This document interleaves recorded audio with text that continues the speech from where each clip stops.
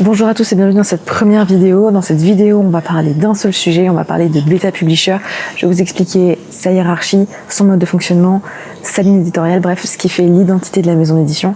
Et vous allez voir, c'est pas de tout repos.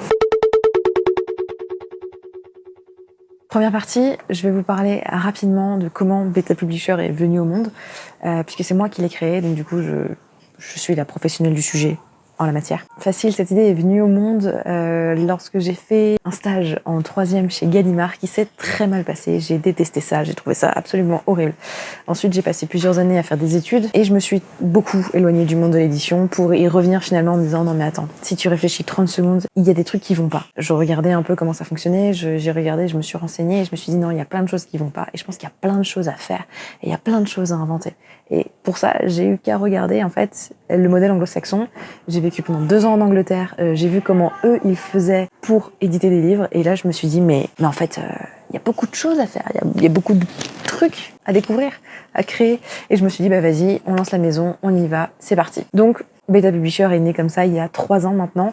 On est en 2020 si vous regardez cette vidéo dans le futur. Donc il y a 3 ans, en 2020, Beta Publisher est né et c'est extraordinaire. Merci. Et du coup, ça vit principalement grâce aux auteurs qui font confiance à la maison et grâce aux lecteurs qui font confiance à nos auteurs et qui font confiance à notre maison. Donc, merci à vous, qui que vous soyez, vous êtes dans la chaîne et tout ça, c'est grâce à vous. Ensuite, Beta Publisher, c'est quoi? L'idée, c'est de faire les choses différemment. Alors, on va pas tout foutre en l'air non plus, hein. Je veux dire, c'est un modèle qui fonctionne, le livre est un outil qui marche, mais c'est un produit et c'est un produit qui a besoin d'être peut-être repensé légèrement. Et pour ça, du coup, je me suis posé plusieurs questions. Et je me suis posé des questions sur le modèle économique d'une maison d'édition, savoir comment ça fonctionnait, si ça marchait, si ça marchait pas. Modèle aussi du livre en lui-même, c'est un produit certes, mais il a peut-être aussi besoin d'évoluer. J'adore mes voisins quand ils font du bruit, c'est oufissime. Ensuite, je me suis posé plusieurs questions sur le mode de communication, le mode de diffusion, de distribution et d'impression du livre. Rapidement, je vous dis ce qu'on fait nous, ce que font les autres. Je pourrais vous le dire aussi dans une prochaine vidéo si ça vous intéresse.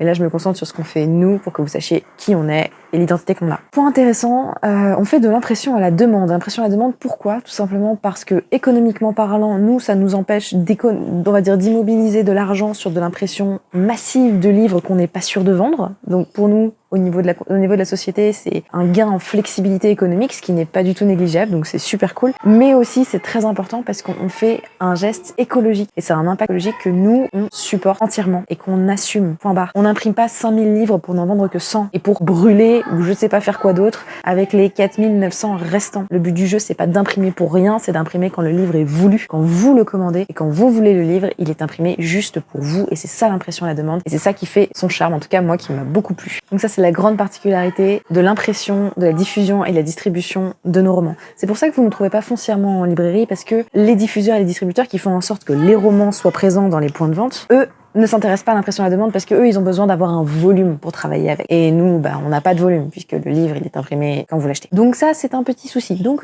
on essaye de faire les choses différemment, on essaye de présenter les choses différemment aux revendeurs parce que eux ils en ont peur aussi parce qu'ils se disent oui mais si j'achète certains de leurs livres je pourrais pas les retourner. Ce qui est pas vrai. Hein, l'impression à la demande inclut aussi un retour comme n'importe quel imprimeur. Donc si vous êtes un libraire et que vous regardez, l'impression à la demande ce n'est pas le diable, pas de souci, vous avez toujours les mêmes garanties et si vous avez affaire à nous, on s'arrange toujours pour que vous ayez un rapport avec nous. Si vous avez des questions, vous venez vers nous, on y répond, on en parle à notre imprimeur. Bref, la communication, c'est la clé pour que tout le monde réussisse partout, tout le temps. Voilà. Pour les libraires, c'est une bonne chose. Vous pouvez contrôler un peu vos stocks en plus, donc ça, c'est cool. Et pour nous, maison d'édition, c'est aussi quelque chose d'important. Ouais, je sais, j'ai cette espèce de plantouille devant, mais c'est le rosier, pas battre le rosier, comme ça. De toute façon. Maintenant, on va passer à la ligne éditoriale de la maison pour que je vous explique un peu comment ça fonctionne, ce qu'on met en avant, ce qu'on met pas en avant, ce qu'on aime, ce qu'on n'aime pas. Parce que c'est une question qu'on nous a régulièrement posée. Facile. La ligne éditoriale de la maison, elle est claire, simple, efficace. C'est maison d'édition nouvelle génération. Alors, ça veut dire quoi? C'est une maxime qui est un peu, genre dit comme ça, c'est genre fourre-tout, mais c'est pas le but du jeu. Le but du jeu, c'est de vraiment mettre l'accent sur l'originalité. Alors,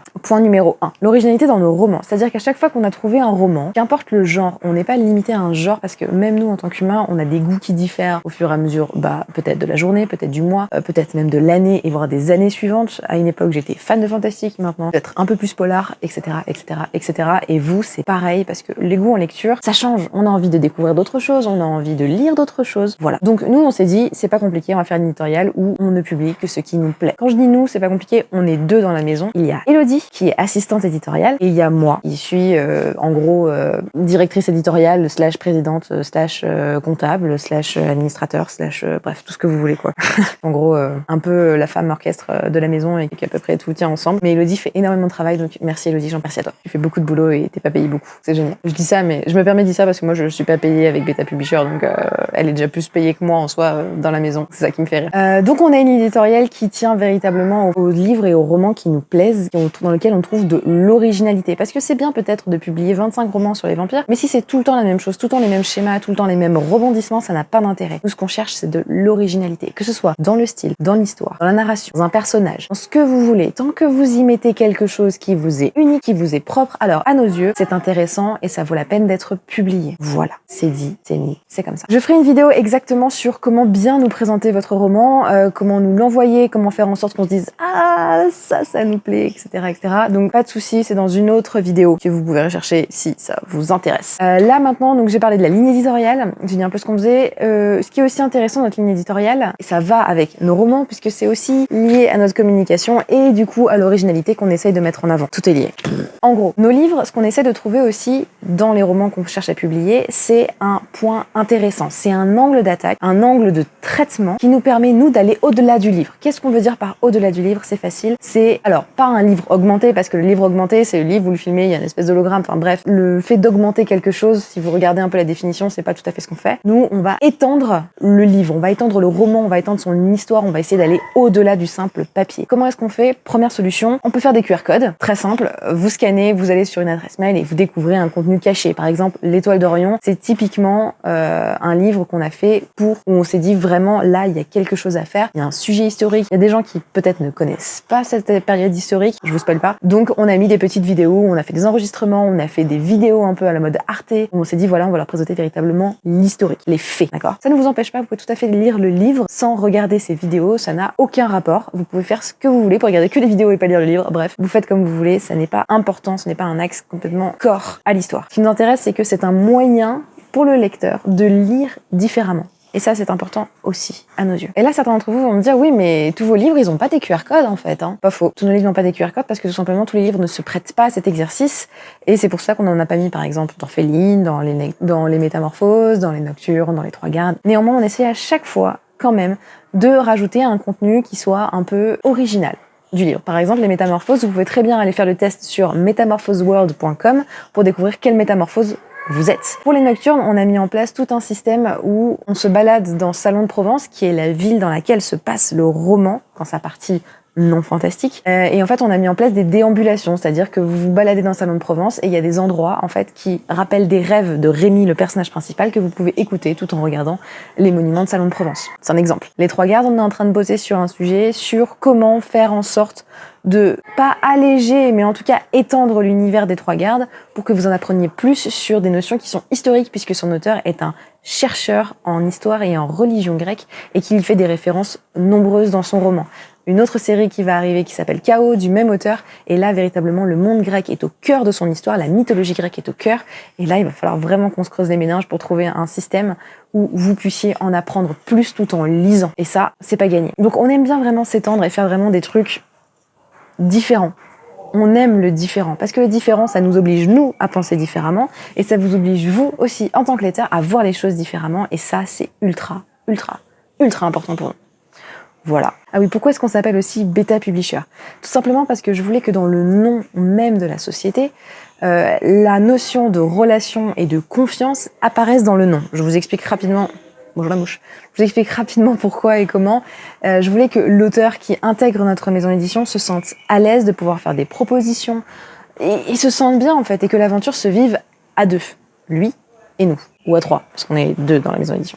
Qu'importe. Donc je veux vraiment qu'il y ait une relation de confiance. Et qu'est-ce qu'un bêta lecteur si ce n'est la première personne à qui, en tant qu'auteur, vous faites confiance pour lire votre roman? C'est la personne à qui vous vous dites, lui ou elle, je vais lui donner mon roman et il ou elle va me faire un retour qui sera toujours constructif. Et c'est le but du jeu d'un bêta lecteur. Et c'est pour ça qu'on a intégré plusieurs on va dire, point de confiance, ou en tout cas où on s'efforce, nous, en tant que société, que vous nous fassiez confiance en tant qu'auteur, mais qu'aussi les lecteurs nous fassent confiance dans le travail qu'on fait et dans le travail qu'on veut rendre. Voilà, pour nous, c'est quelque chose d'important, d'où le bêta publisher. En parlant de cette relation de confiance, il y a aussi une nouveauté qui est arrivée dans nos romans il y a pas très longtemps, notamment le tome 3 des Trois Gardes a été le premier à faire l'objet de cette nouveauté un peu éditoriale. On a lancé un label qui s'appelle le Naked Book, juste ici, qui vous garantit la chose suivante, la transparence. Alors, qu'est-ce que ça veut dire en vrai? En vrai, comme ça, transparence, ça veut pas dire grand-chose, mais dans les faits, ça veut dire qu'à la fin du livre, vous avez 2 pages qui sont consacrées à rendre le livre, en tout cas le livre en tant que produit, en tant qu'objet, plus transparent. Notamment, vous avez des graphiques sur les revenus du livre, c'est-à-dire il vous coûte tant, mais sur ces temps, combien est-ce que en fait, combien revient à l'imprimeur, au distributeur, à l'éditeur, etc., etc., etc. Comme ça, vous en savez plus sur ce livre, vous en savez plus de pourquoi est-ce qu'il coûte X euros, et comme ça, vous savez qui touche quoi en fonction de là où vous l'achetez. Et ça, c'est un point important pour que vous sachiez comment le monde du livre fonctionne. Je pourrais faire une vidéo là-dessus, ça prendrait au moins 1 heure, 1 heure et demie. J'ai déjà fait un live. On a déjà fait un live dessus d'ailleurs. Ça a pris un peu de temps, à peu près 2 heures. Voilà. Mais donc du coup, pour une petite vidéo sous ce format-là, c'est pas trop possible, mais peut-être on se dépatouillera. Qui sait? Voilà, je pense que vous savez à peu près tout sur Beta Publisher. Si vous avez encore des questions, si j'ai des trucs qui n'ont aucun sens, n'hésitez pas à me poser des questions et à me dire ça veut rien dire ce que tu veux dire, explique-toi. Et à ce moment-là, je referai une vidéo pour vous expliquer 2-3 points. Et si vous avez des questions sur des points que j'ai évoqués dans la vidéo, qui sont clairs, mais que vous aimeriez que je développe à ce moment-là, n'hésitez pas non plus à me le dire, et je le développerai dans d'autres vidéos. Et à la prochaine pour une prochaine vidéo. Ciao!